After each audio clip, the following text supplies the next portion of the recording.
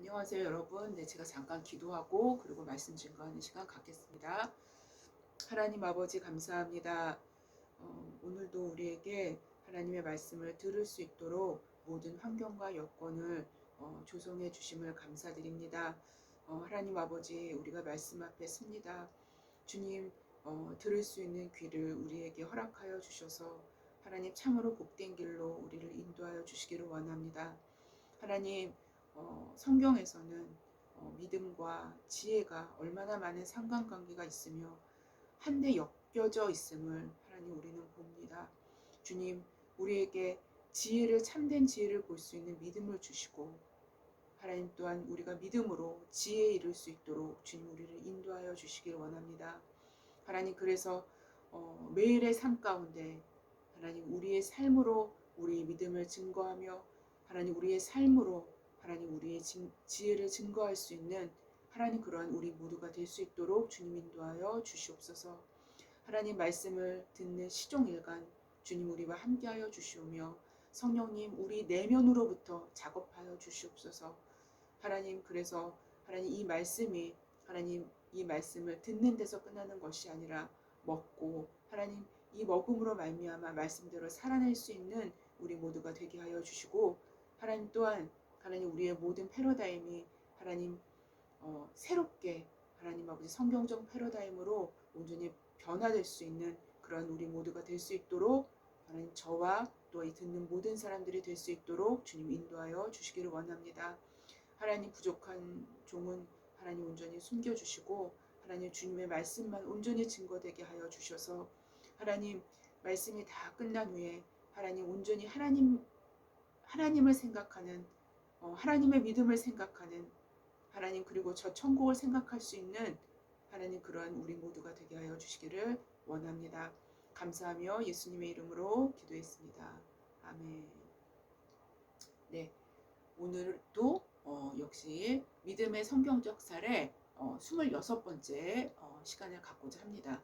네, 벌써 26번째 시간이 되었네요. 우리가 서론은 일단은 히브리서 11장 또 10장 말부터 시작해서 11장까지 11장 초반부까지 서론을 했고요. 그리고 믿음의 성경적 사례로 이제 들어가는 히브리서 중반부터는요. 계속 이제 믿음의 성경적 사례 1번부터 시작해서 지금 26번째까지 온 거 아닙니까? 네. 그래서 오늘은 이제 26번째입니다. 네. 아마 올해가 다 끝날 때까지 우리가 아마 히브리서를 계속 끝까지 말씀을 듣게 될 것입니다. 네.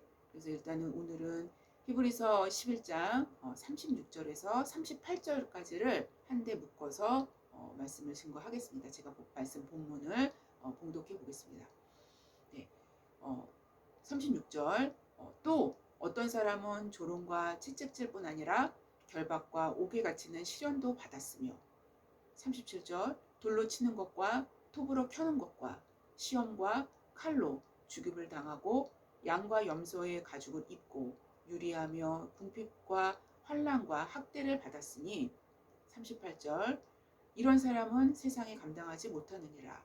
그들이 광야와 산과 동굴과 토굴에 유리하였느니라. 네, 라는 본문으로 말씀을 증거하겠습니다. 부잣집에 어떤 종이 한 명이 있었습니다. 네, 그 종은 이제 너무 이제 어리석고 바보스러워서 주인이 항상 그 종을 조롱했어요. 네, 항상 조소를 했으며 우롱하기를 밥 먹듯 한 겁니다. 네, 너무 이제 바보스러우니까. 근데 하루는 주인이 종에게 지팡이를 하나 딱 건네주면서 너보다 더 어리석은 사람을 발견하면 이 지팡이를 그 사람한테 주라고 말을 했다고 합니다. 네. 그래서 그 어리석은 종은 자기보다 어리석은 사람을 찾아다녔으나 찾기가 그렇게 쉽지는 않았습니다. 네. 그런데 어느 날인가부터 이 주인이 시름시름 이제 앓기 시작한 것입니다. 네, 그래서 시름시름 앓더니만 이제 중병에 걸리게 되었습니다. 종은 당연히 주인의 방에 가서 이제 종이기 때문에 병문안도 하고 또 병간호도 열심히 이제 했습니다. 이때 주인은 힘없이 이제 그 종에게 이렇게 말을 했습니다. 나는 이제 병으로 가네. 내가 가는 길은 아주 먼 길이야. 다시 돌아오지 못하는 길이지. 라고 얘기를 했습니다. 그 말을 듣고 종은 주인에게 물었습니다. 주인께서는 그렇게 먼 길을 떠나시는데 그 장기간의 긴 여행을 위해서 무엇을 준비하셨습니까? 라고 질문을 던진 것입니다. 주인은 허탈하게 아무것도 준비하지 못했네 라고 답했죠. 그러자 그 종은 그 주인이 주었던 자기에게 주었던 지팡이를 내놓으면서 이렇게 얘기했다고 합니다. 하루길 여행이라도 여러 가지를 준비하는데 영원히 돌아오지 못하는 긴 여행을 한다고 하시면서 아무런 준비를 하지 못하셨으니 너무 이상한 일입니다. 이 지팡이는 바로 주인님의 긴 여행을 위해서 반드시 필요할 것입니다. 라고 하면서 그 지팡이를 주인에게 다시 건네주었다고 합니다.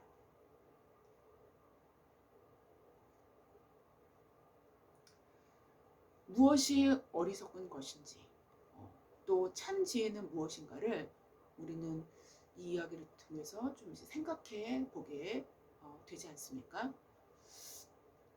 우리는 우리의 시대적 그리고 혹은 개인의 관점, 시대적인 관점, 개인의 관점에서 어리석음과 지혜를 규명하곤 합니다. 그렇죠? 그런데 사실상 이러한 인간의 관점을 벗어나지 않는다면 우리는 성경이 말씀하시는 지혜와 어리석음에 대해서 절대로 알 수가 없습니다. 그런데 역으로 생각한다면 또 인간, 그러니까 자연인이죠. 인간으로 하여금 진실과 참된 실체를 엿보게 할 수 있는 하나의 매개체, 진실과 참됨을 엿보게 할 수 있는 하나의 매개체가 되는 것이 또한 죽음일 수 있다는 것입니다. 죽음은 인간의 실체를 보여줍니다. 그렇죠, 여러분. 죽음은 과장된 인간 찬양을 거짓으로 폭로합니다. 죽음은 시대적인 허구를 적나라하게 들추어냅니다. 왜냐하면 인간은 누구도 죽음을 정복할 수 없기 때문에 자신에게 임할 죽음을 조정하거나 임의로 변경할 수 없기 때문입니다. 또 그렇기 때문에 참된 지혜를 갖고 있는 사람이라면 반드시 죽음을 생각하게 됩니다. 그리고 생각해야만 합니다. 왜냐하면 인간의 허구가 남김없이 적나라하게 보여줄 수 있는 시점은 바로 이 시점부터이며 여기에서부터 사실상 참된 하나님을 발견할 수 있게 되기 때문입니다. 제가 여기에서 참된 하나님이라고 말씀드리는 그 이유는 자신이 만들어낸 하나님과는 그러니까 우리 스스로 만들어내는 하나님, 거짓 하나님이죠. 자신이 만들어낸 하나님과는 상반된 의미로 성경이 증언하고 말씀하시는 살아계신 진짜 하나님을 얘기하는 겁니다. 네. 여하튼 또한 어떤 면으로는 그 반대적인 시점도 존재하는데 우리가 하나님을 진실되게 찾고자 할 때 하나님으로 인하여 우리는 우리의 실체를 보게 되어지기도 합니다. 인간의 실체를 본다는 것이 건설적인 일이 될 수 있는 이유는 인간의 실체를 보면 사실상 굉장히 허무한 부분들이 굉장히 상당히 많죠. 네. 근데 이것이 건설적인 일이 될 수 있는 이유는 바로 적나라한 실체를 보게 되므로 어떤 것이 참된 것인가를 갈구하고 찾을 수 있는 힘을 그 방향성을 얻을 수 있게 되기 때문인 것입니다. 따라서 참된 믿음은 우리로 죽음을 보게 합니다.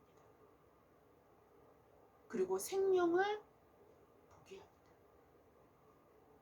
또한 참된 믿음은 우리로 죽음이 준비되어지도록 합니다. 그러므로 영생에 이르게 합니다.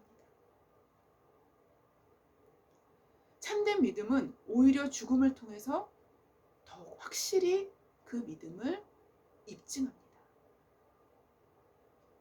즉 죽음은 믿음의 단절을 만들어내는 것이 아니라 믿음을 더욱 확실히 증거하게 되죠.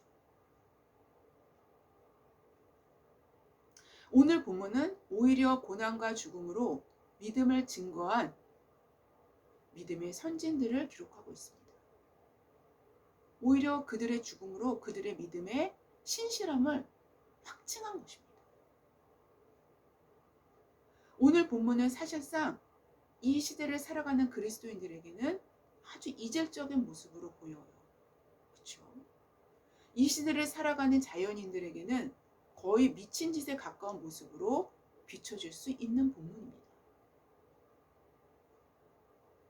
그러나 성경적인 관점에서, 성경적인 패러다임에서는 이들을 향하여 세상에 감당하지 못할 자로 규명합니다. 성경이 말씀하시는 세상에 감당치 못할 자들이라는 표현을 권력을 휘두르는 힘과 권세를 갖고 있는 자들을 향해서 표현하지 않았다는 것입니다. 세상에 감당치 못할 자들이라는 표현을 성경은 최고의 인기를 누리는 스타들을 향해서 표현하지 않았다는 것입니다. 세상에 감당치 못할 자들이라는 표현을 세상의 부를 한 손에 거머쥐고 모든 사람의 부러움의 대상이 되는 사람들에게 표현하지 않았다는 것입니다. 성경적 패러다임은 세상에 감당치 못할 자들을 조롱과 채찍질뿐 아니라 결박과 옥에 갇히는 시련을 받은 자들, 돌로 치는 것과 톱으로 켜는 것과 시험과 칼로 죽임을 당하고 양과 염소의 가죽을 입고 유리하는 자들, 궁핍과 환난과 학대를 받았던 자들, 광야와 산과 동굴과 토굴에 유리한 자들이라고 소개합니다. 왜일까요? 인간의 실체, 인간이 만들어낸 영광의 실체, 즉 세상 영광이죠.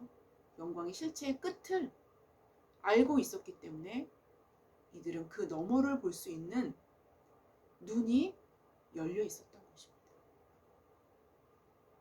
바로 이러한 시각만이 성경적인 패러다임 안으로 들어오게 합니다. 이러한 패러다임 안에서 보지 않는다면 오늘 본문에 나타난 이 선진들은 진짜 어리석기 그지없고 바보스러운 삶으로 보일 뿐이라는 것이죠. 그러나 오히려 믿음의 선진들의 빛은 영원의 시각에서 시간 안에서 스스로의 영광을 뽐내는 자들의 삶의 어리석음을 그 어리석음이라고 비춰주고 있는 거예요. 우리에게. 아직도 성경 본문을 통해서 그 빛을 발견하라고 우리에게 요청하는 거예요. 빛은 말을 하지 않지만 비춰줌으로 모든 것을 말합니다. 전에도 말씀드렸듯이 시간과 영혼은 신학적으로는 상반된 개념이지만 또한 시간은 영혼으로 소급되어 들어가기도 하죠. 즉 시간의 영역 안엔 언제나 영혼으로 통하는 하나님의 개입하심과 간섭하심이 있어요. 그리고 역사 안으로 들어오시는 영원자가 계시기 때문에 그렇기 때문이며 또 시간의 영역이 어떠함에 따라 영원의 영역에 그대로 반영되기도 하기 때문인 것입니다. 세상에 감당치 못했던 자들과 규명한 자들은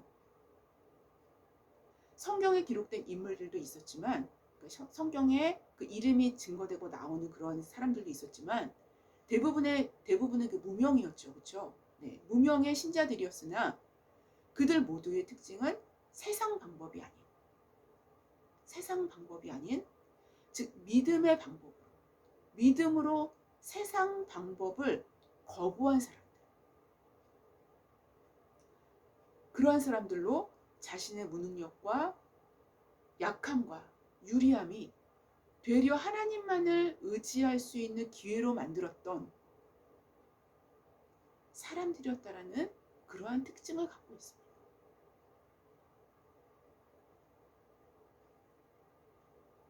여러분, 하나님의 방법을 선택한다면 우리의 자신의 무능력함을 보게 됩니다. 그러나 하나님의 방법을 선택하지 않으면 우리는 우리 스스로 지혜롭다고 생각할 수 있어요.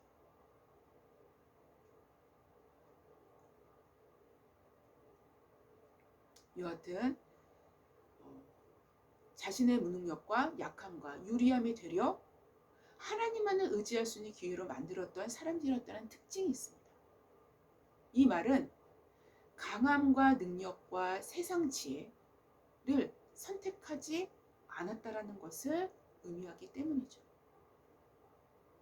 바로 참된 믿음은 자신의 필요를 위해서 믿음까지도 자신의 이익의 재료로 사용하는 것이 아니라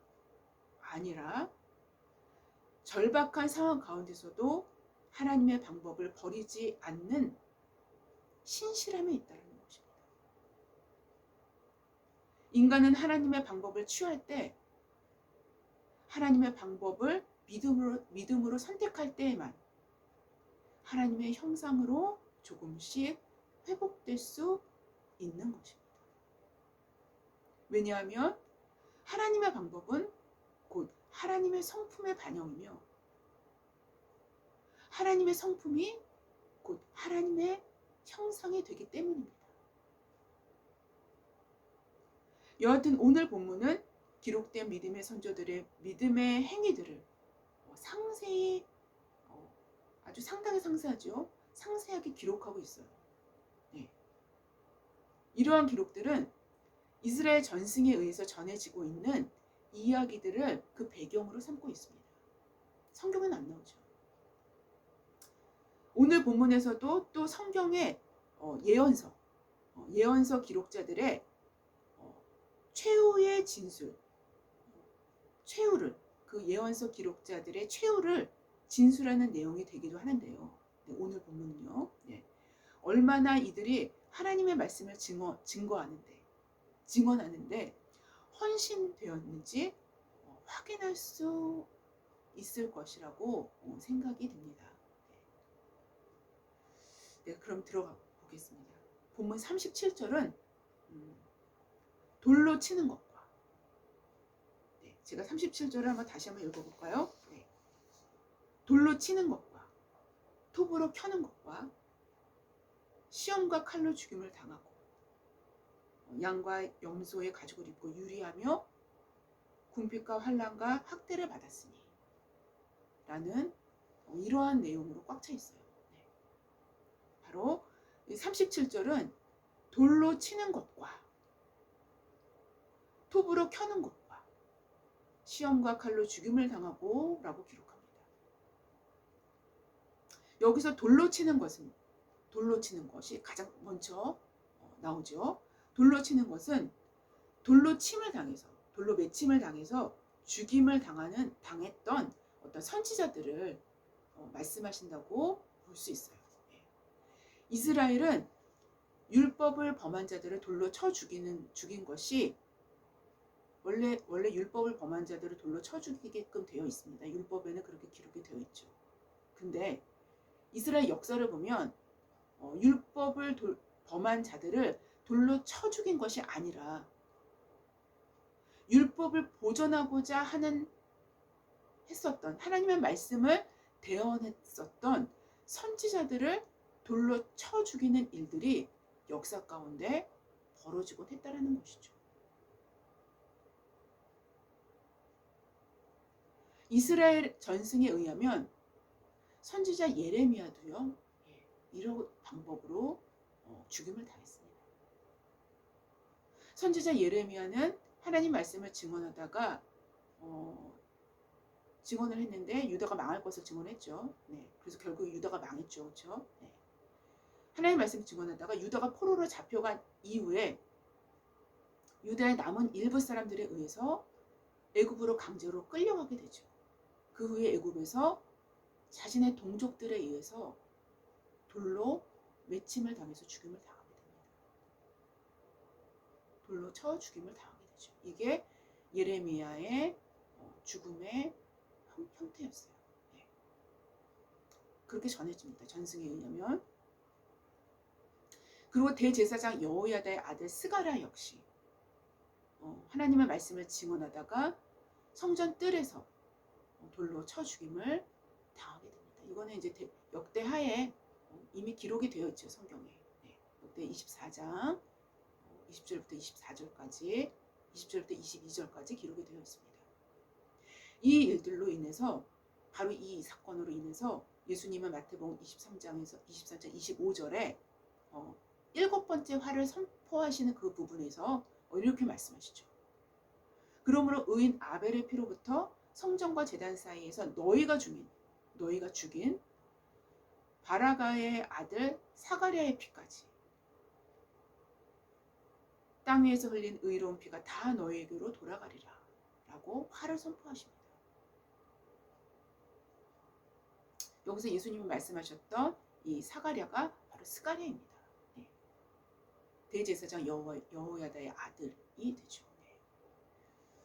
네. 뿐만 아니라 신약에서 최초의 순교자인 스데반 역시 돌로 쳐 죽임을 당하게 됩니다. 이들 모두 하나님의 말씀의 증언자로, 하나같이 하나님의 말씀의 증언자들이었어요. 하나님의 말씀의 증언자로, 말씀의 대언자로 말하다가 죽임을 당한 경우라고 말씀드릴 수 있습니다. 또 돌로 치는 것과 그 다음에 연결해서 나오는 것은 톱으로 켜는 것과 라는 것이 나오죠. 그렇죠? 본문에. 이것은 선지자 이사야의 죽음을 말씀하시고 계신 것입니다. 네. 선지자 이사야의 죽음을 언급한 내용으로 제가 전에도 여러 번 말씀을 드렸어요. 네. 물론 성경에는 이러한 기록이 나와 있지는 않지만 기독교 초기 교부들이었던 터툴리안과 저스틴, 굉장히 유명한 교부들이죠. 그렇죠? 네. 터툴리안과 저스틴에 의하면 유다의 므낫세 왕이 자신의 부왕 히스기야 때에 부왕을 도와서 하나님 말씀을 증언했었던 이사야 선지자를 톱으로 켜서 죽였다고 그 전승에 기록되어 있습니다. 바로 이 전승을 또 증언했었던 사람들이 터툴리안과 누구죠? 저스틴이죠. 그렇죠? 네.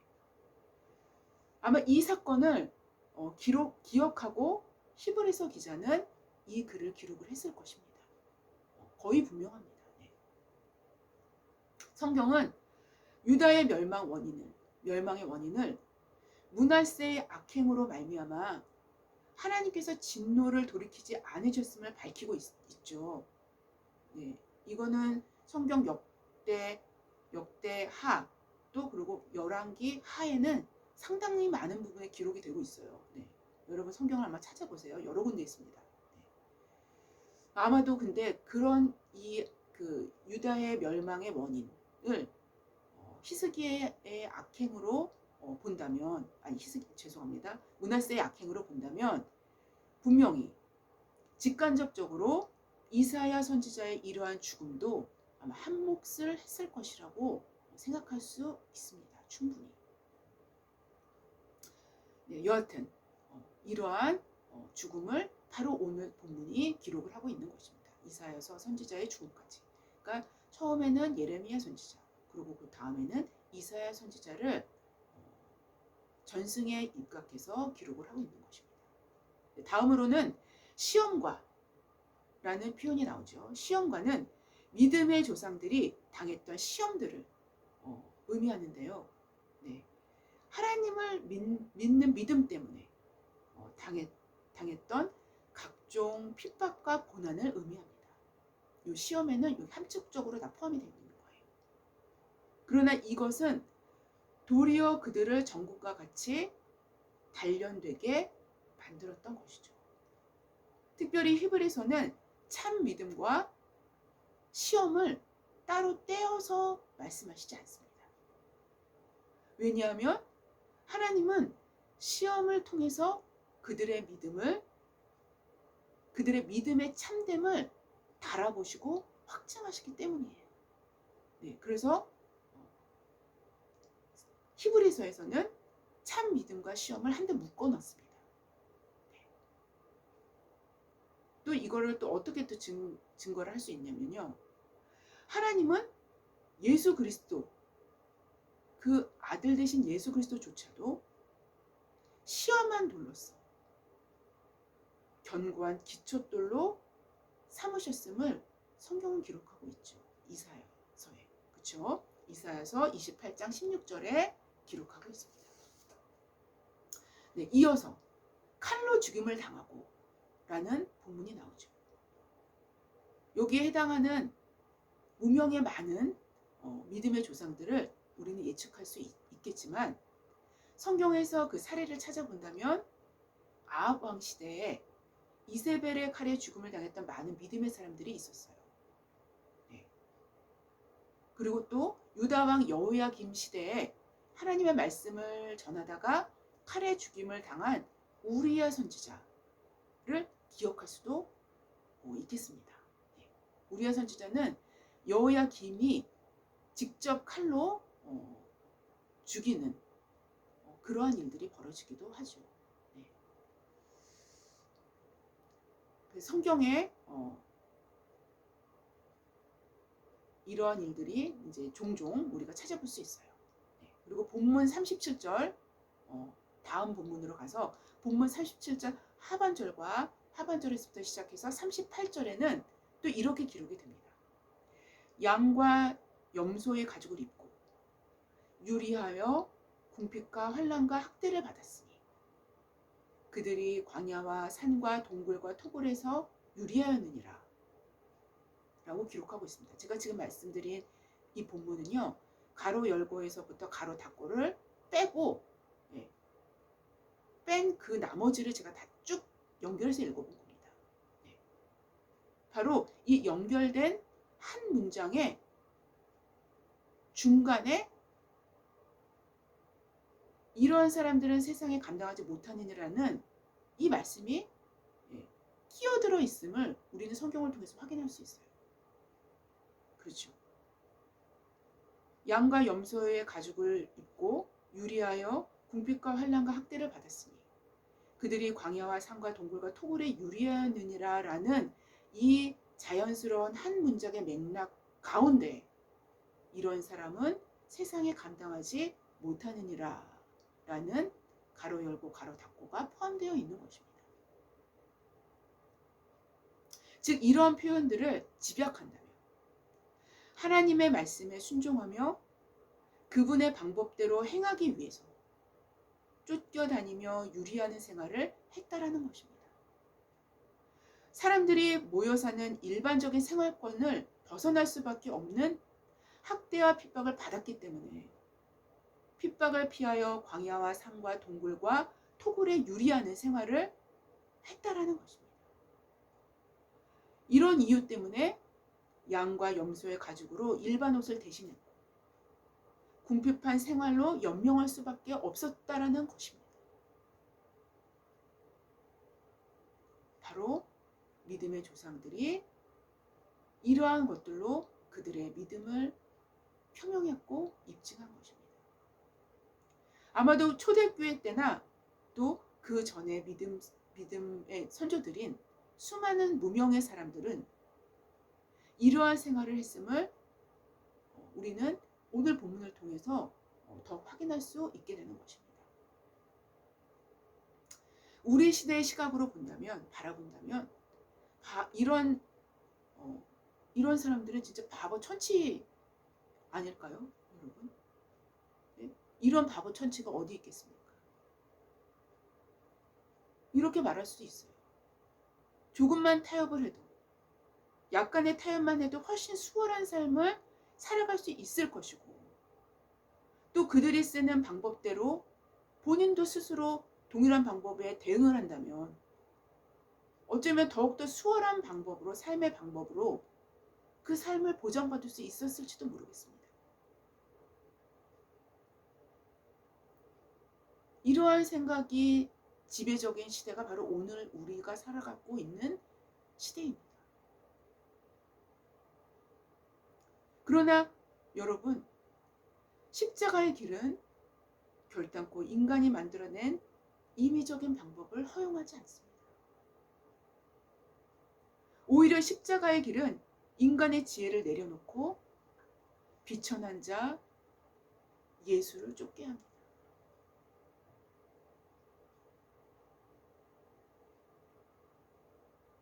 하지만 인간의 방법은 반대로 십자가의 길을 허용하지 않습니다.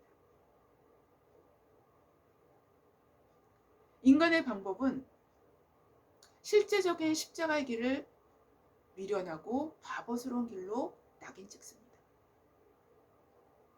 십자가의 길은 그리스도의 길이요, 그리스도의 방법인 것입니다. 십자가의 길은 시간의 영역이 아닌 영원의 영역에 잇대어 있습니다.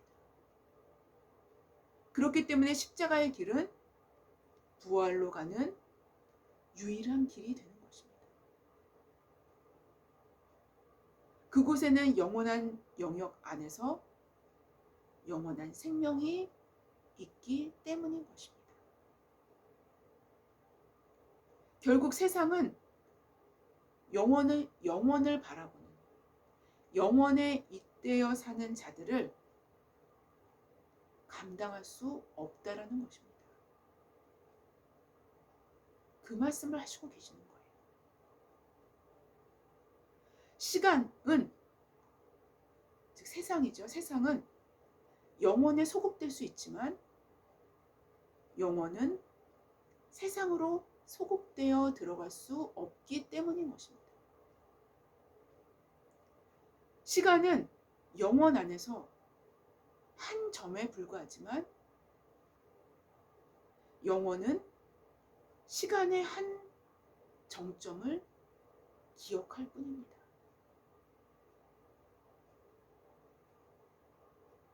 여러분, 성경이 세상이 감당치 못하는 자들로 규명한 것은 영원의 시각에서 보게 되었을 때 이해될 수 있는 것입니다. 왜냐하면 영원의 시각은 항상 세상 밖에서 세상을 보게 되어지기 마련이기 때문인 것입니다. 세상 밖에서 세상을 볼 수 있을 때 우리는 정확하고 분명한 성경적인 안목을, 패러다임을 갖게 되는 것입니다.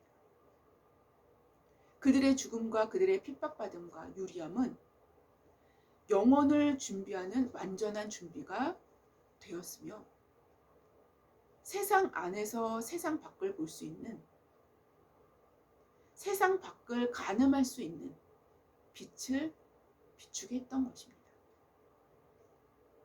바로 이런 일을 인간에게 이끄시는 분은 오직 예수 그리스도이십니다.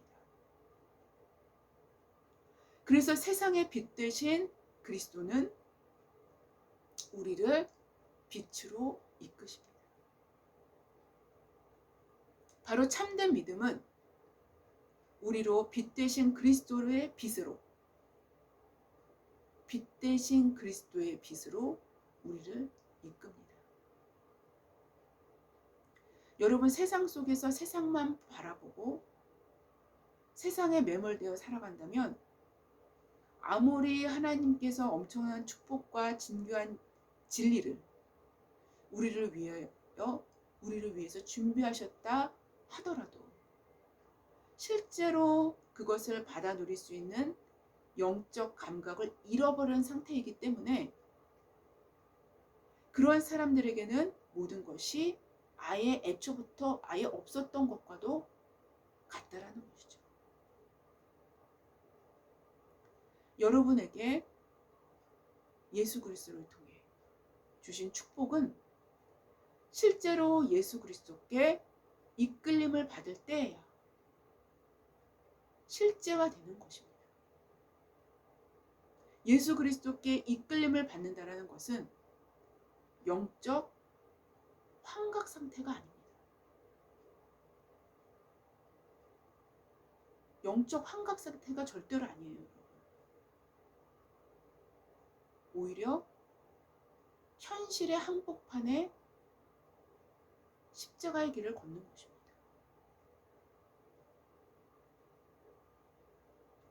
그분의 축복은 언제나 참되기에 그분에게로 이끌림은 언제나 십자가의 길로 이끌림을 받게 되기 때문인 것입니다. 왜냐하면 십자가의 길만이 실제하는 영혼에 잇대어지게 되기 때문이며 바로 그것을 오늘 본문은 입증해 주고 있는 것이라 말씀드릴 수 있습니다.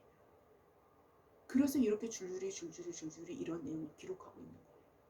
그리고 줄줄이 이렇게 기록한 그 내용의 중심에 이런 자들은 세상에 감당할 수 없는 자들이라고 명명짓는 것인 바로 그 이유 때문인 거예요.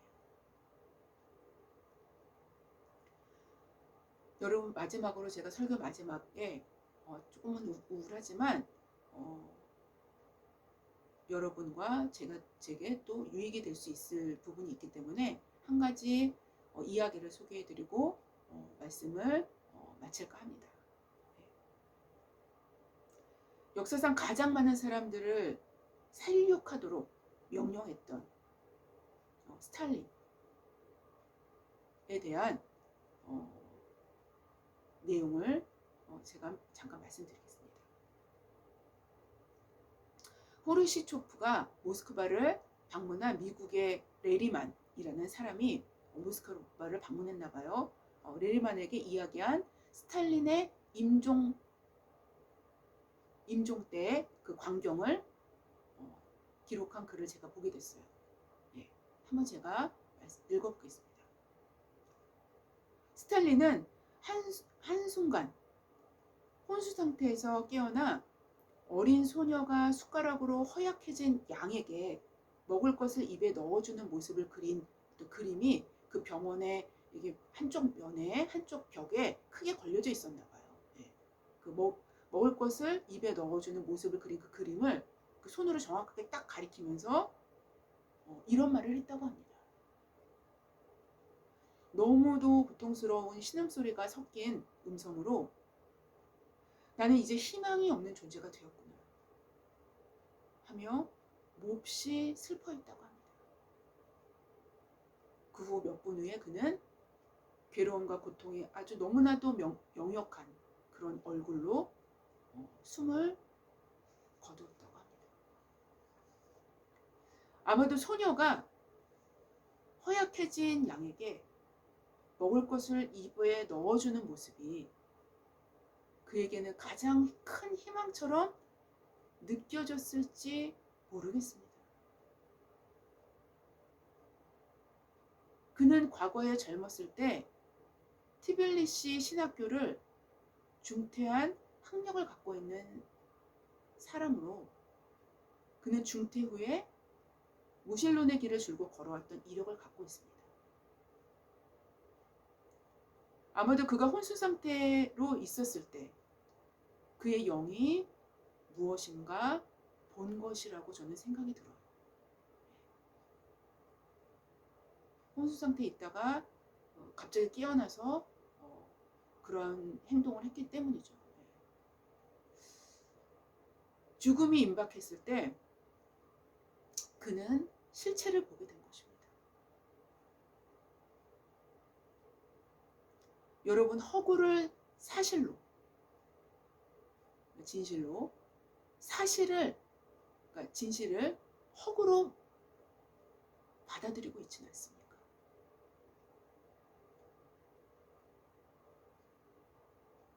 지금은 몰라도 죽음이 임박했을 때는 스탈린과도 같이 실체를 보게 될 것입니다. 하지만 그때는 이미 늦었다는 사실도 알게 될 것입니다.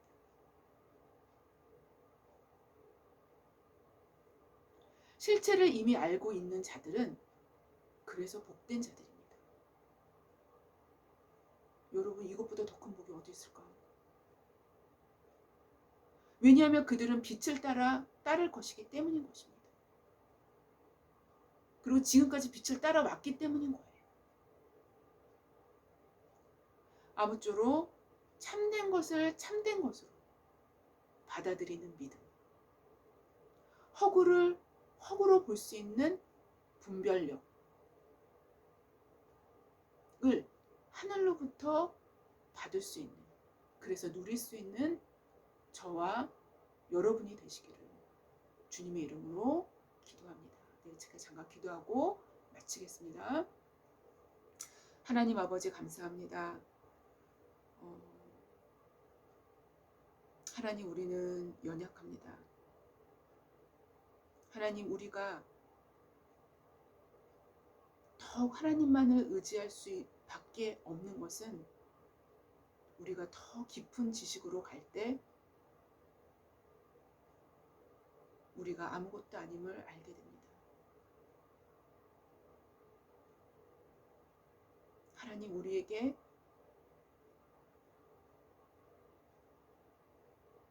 사실을 사실로 볼 수 있고 허구를 허구로 볼 수 있는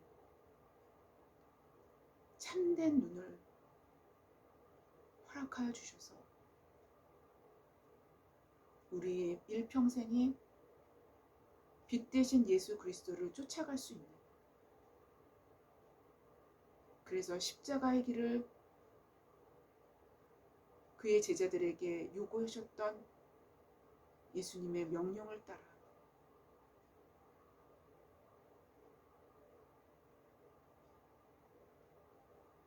진실된 삶을 살아갈 수 있는 그런 우리 모두가 될 수 있도록 주님 인도하여 주시옵소서.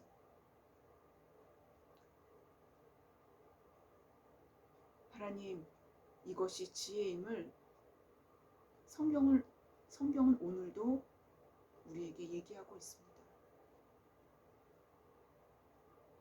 우리가 실체를 볼 때 그제서야 지혜와 어리석음을 분별할 수 있으며, 우리가 실체를 보게 될 때 어떤 것이 지혜로운 것인지 어떤 것이 진짜로 바보스러운 것인지를 분별할 수 있게 될 것입니다. 하나님, 우리는 아무것도 아닙니다. 하나님, 우리는 들의 풀과 같고 이슬과도 같은 존재입니다. 주님, 우리를 불쌍히 여기시고 주의 길로 항상 인도하여 주시옵소서. 감사하며 예수님의 이름으로 기도했습니다. 아멘. 감사합니다.